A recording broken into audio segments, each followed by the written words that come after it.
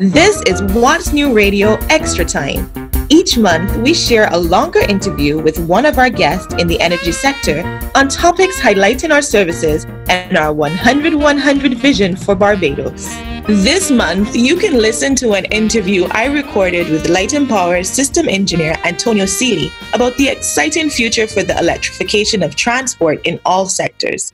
Hello, Antonio. In Light and Power's 100-100 vision for 100% electrification and 100% renewable energy by 2030, we have always said that one of the key components was the transition of the public transportation sector to electric buses. So it was very pleasing to see the arrival of 33 electric buses in Barbados. This is the biggest fleet of electric buses in the Caribbean. It's a project being undertaken by the Barbados Transport Board, which involves a number of stakeholders. Can you tell us what is Light and Power's involvement in the project? Hi, Nicole. So the project was really, as you indicated, a Transport Board and Government of Barbados project. But given the nature of the project, the BLPC was included as a member of the Implementation Committee. So the Implementation Committee really was made up of a cross-functional team of persons from various government entities, so the Ministry of Transport Works and Maintenance, Government Electrical Engineering Department, Licensing Authority, and members of the Transport Board themselves. So given our expertise in projects of this nature, the BLPC was included on the committee, so we would have provided some technical support in that way, with myself being a member of that team. So in fact, we were the only non-government stakeholder on that committee. And we are also very proud to say, that the committee was a fully homegrown committee with persons from local expertise from across different companies. And we are very, very excited about the project. Obviously, the more obvious involvement for Light and Power would have been the provision of power. So all of the work associated with providing power to the various depots. Okay, I gotcha. Now, not too long ago, you gave an energy talk in which you said the future of transportation is going to be great. Can you explain to us why you think so? Yeah, so GREAT was really an acronym for Green, Reliable, Electric, Autonomous, and Technology Driven. So when you look at what's happening in the automotive and energy industry, there are a lot of things that you're seeing in the transportation sector that are going to be obviously green, reliable, and electric. And if you look at what's happening in Europe and UK and other major countries, you're seeing strict emission standards being put in place on the transportation sector. You're seeing governments saying that they have bold targets to transition to electric and alternative fuel vehicles by as early as 2030. You're seeing companies like Tesla pushing the envelope of what's possible with electric vehicles. They're now the most valuable automotive company. You're seeing seasoned companies like Volkswagen and Mercedes finishing their R&D in the internal combustion engine and focusing on electric powertrains. And you're seeing more and more technology being put into vehicles. So along with the cost of batteries trending downwards significantly, is almost inevitable in my opinion, and is a matter of when transition will happen and not if. Well, it does sound as if the future is going to be great. Now, looking specifically at electric vehicles, in particular, the new electric buses, how much power will they consume and where will the charging stations be? That's a very good question, Nicole. So when you look at the electric bus, based on our estimates, we're looking at around 288 kilowatt hours per day for a bus. If you look at the average passenger electric car, is around 6 to 8 kilowatt hours a day in terms of electricity consumption. So if you compare the monthly consumption of the average electric car, it will be equivalent to the average home in Barbados on a monthly basis. If you compare the bus, it will be slightly more than the monthly usage of a home consumed in one day. As it relates to the chargers for the buses, they'll be held at the depots. So Mangrove, Weymouth, and Spikestown depots. Those are where the chargers for the buses will be at this point in time. Okay, now with so many buses drawing that much power, there will be a load increase. What will be the impact on the grid? The buses, as you indicated, will draw a large power, and in some instances, it can be more than other industrial loads. The power draw is really dependent on how much buses are charged simultaneously. So really and truly, that is something that you have the opportunity to manage. If it is that 6 buses charging at a time has a particular load and you have a long enough dwell time or downtime, you may not have to charge all 6 of those buses at the same time. So yes, we forecast that it will have a significant load increase. But when we look at the downtime, the dwell time, there's a very big opportunity to stagger some of the charging. So you can charge some, let's say, from 11 to 2, and then charge another set of buses after that period. And the transport board and the team would have looked at technology to assist with that process. So as part of the project, they're looking at an electronic load management system in which the buses, you will plug them in as soon as you get back in, and the system would take control and stagger those charging to optimally charge them to avoid overloading the power supply. Drilling a little deeper now, Antonio. So right now we have 10 megawatts PV solar at Trent and an expected 33 megawatts from the Clean Energy Bridge project. So how exactly will Light and Power manage this extra demand? Does this mean that our green electric buses will also be drawing on diesel power?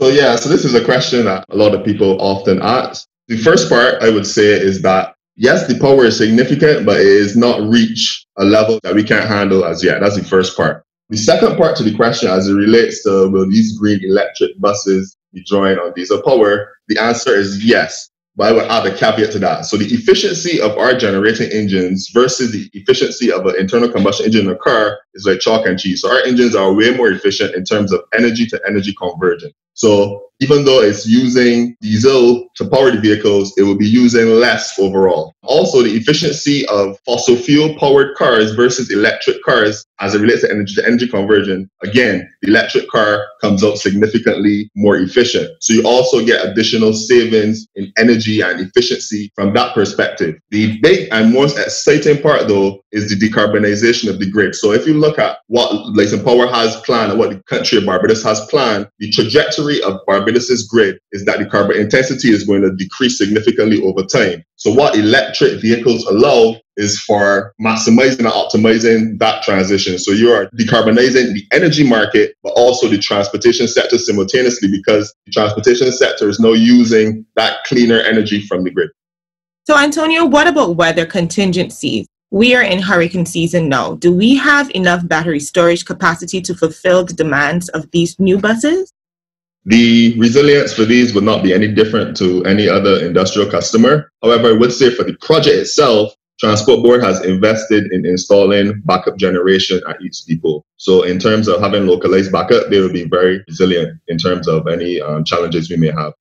Okay. Will there be an additional cost to Light and Power? And how will such costs be offset so as to not be passed on to the customer? This project does not present any specific increase in operational costs that would not be captured in the electricity tariff. So it's essentially the same as any other industrial customer who sets up and gets power from Light and Power. However, what I would say is that given the nature of the load and this new emerging customer class for electric vehicles, I think there will be an opportunity in the future for an electric vehicle tariff which better reflects and represents that type of consumption. Let's talk a little bit about the expected lifespan of the battery in a typical electric vehicle.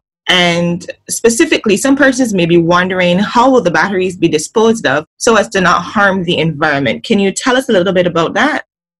So that's a good question that we're asked all the time. So what I would say, the first generation of electric vehicles that would have been on the market in 2012, the truth of the matter is those batteries didn't last as long as the new ones. And they also had a reduced capacity. But what we're seeing now is that the newer electric vehicles have much higher capacity, much improved battery technology, and they're lasting much longer. So you're seeing manufacturers are offering warranties up to 7 and 8 years. So that's the warranty period, but the battery itself is expected to last beyond that. But as we know with batteries, over time, the capacity degrades. So for me, what I usually say is the expected lifespan is dependent on when it gets annoying for you to charge more frequently. So that's kind of how I look at it. As it relates to battery disposal, what we do know is that batteries, even though they may not have enough capacity or the power to be useful for the first operation, they can be repurposed for a second life. So what we're seeing in Barbados, the company Megapower has a battery recycling lab in which they remove the old Nissan Leaf batteries, reconstruct them in a smaller battery size, and put them in golf carts. They're also doing the same thing for stationary storage applications. What we foresee is that batteries will be repurposed and extended their life until they get to a state where they can no longer be used. But by extending the life, you would defer that disposal problem. Let's now turn to the customer and commuter experience. What are the benefits of these new buses for them? So in addition to the environmental benefits, these buses will now have air conditioning, USB charging ports, there'll be Wi-Fi added at some time, wheelchair access ramps, the buses have kneeling capability. So because of the nature of the project and the opportunities that arise from the reduced operational costs, you're now getting air conditioning, which was unheard of before in Barbados. Very true. Some persons may be wondering how reliable are electric buses and can they drive a full route without recharging? Yeah, of course they can drive a full route without recharging, at least the ones that we have looked at for Barbados. And the buses are very reliable. There's a notion that electric vehicles are slow, they're not fast, they don't have enough power. That's actually quite the opposite. Due to the technology, electric induction motors versus internal combustion engines, they are quite torquey, they have more power, and they are very, very reliable. And I would say, having gone on a trip yesterday on the electric buses, these buses are more than capable of handling the routes that we have. We actually went on probably the worst route in terms of Bathsheba going all down into the East Coast, and we came back up Farley Hill very comfortably. So yeah, they're not slower, they're not less powerful, they're great. Good to know. One of my final questions to you, Antonio, as we prepare to wrap up this interview, is there's a lot of innovation in the transportation sector, both public and private at the moment. Could you give us a glimpse at some of the other projects that are happening now and some that will come on board in the next few years? Yeah, so it's a very, very exciting time in the transportation sector, even in Barbados. So we're seeing a lot of smaller companies getting involved in the electric vehicle space. So before, there were the major players. Megapol was a major player selling Nissan Leafs and electric vehicles since 2013. But now we're seeing smaller companies being able to offer electric vehicle rentals in the form of cars and scooters. We're also seeing electrification in the port in terms of their ground handling equipment. We're also seeing electrification in small scooter sales. So you're seeing electric scooters being offered. And the most exciting part for me is the used car market. So we're seeing players offering electric vehicles from the imported used car market. And to me, that is where mass market adoption is possible, because the majority of vehicles sold in Barbados are actually sold from the used car market. So it's a pretty exciting time, and I look forward to seeing what the future holds. It does sound exciting indeed. My final question for you, Antonio, before I let you go. What further electrification is planned for our own fleet of EV vehicles? Yeah, so we are going to be doing some work there. In terms of our bucket trucks, that's probably the most challenging area because the technology isn't quite there, but we are converting to what we call hybrid electric trucks, in which they utilize battery and electric power takeoff for when operating on the job site. So that's one area where we have the ability now to use electricity to power the hydraulic lift and that kind of stuff. So that's one area we're going to probably electrify some more of our vans and cars, and then we will see what the future holds as it relates to the heavier duty equipment. Antonio, thank you so much for your time. I'm looking forward to a green future and Light & Power's ongoing commitment to our 100-100 vision, which is 100% electrification and 100% renewable energy by 2030. We are on track. Thanks for having me, Nicole. What's New Radio is broadcast on radio every month, or you can listen to past episodes on our website, blpc.com.bb. Find us on social media at BLPC Online or tweet BLPC. Our customer service team is always ready to serve you. Call 626-4300 during office hours or 626-9000 for emergency assistance. This program was produced for the Barbados Light & Power Company by SFA Communications.